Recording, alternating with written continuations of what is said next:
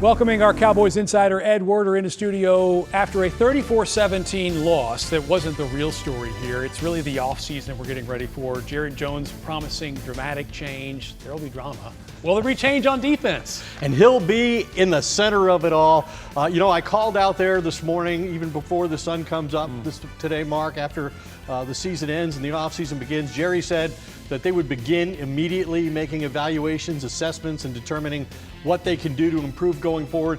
As for Matt Eberflus, the defensive coordinator, at this point, he's been told absolutely nothing about his future. But the Cowboys are coming off a season now in which they allowed a franchise record 511 points. That's the highest total in the league, the sixth most points allowed by any team in a single season in NFL history. And it's the only time they've averaged allowing more than 30 points per game since their inaugural season in 1960 when Tom Landry's team went 0-11-1. Jerry Jones has been making it clear that he takes some accountability for this failure as a general manager, and he should. He hired Eberflus. He provided the personnel, but it's just hard to convince me that they're going to decide that they can improve and move forward with Eberflus.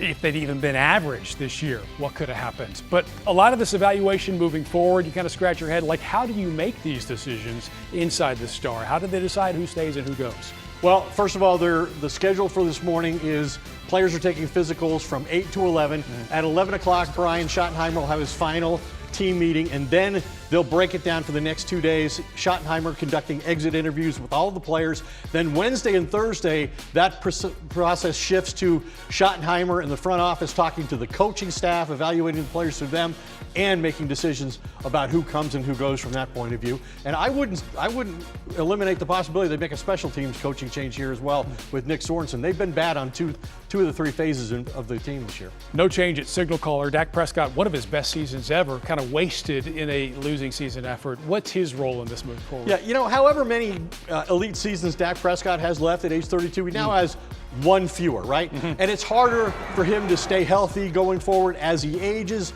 to maintain this elite level of performance. And I think his frustration, I've been covering him since he came into the NFL. I thought his frustration yesterday almost became public. He came very close to criticizing the defensive side of the ball. He did say that he's frustrated, he's tired of it, as he put it. And he made it clear that it's frustrating that as well as he's played, he couldn't control the outcome of the games.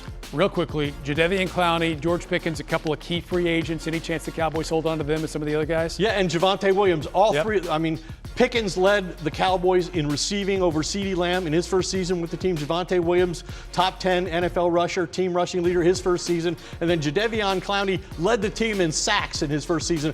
Those are the three priority unrestricted free agents plus Brandon Aubrey. Fingers are crossed. And Ed Werder, one of the best in the business, always fun hanging out with you, even in a bad Cowboy season. Maybe you want to weigh in, share your thoughts on who stays and who goes this year. Our call-in show coming your way at 11:30 right after midday. Ed, this is our year. 15, 19-1 since we started doing this.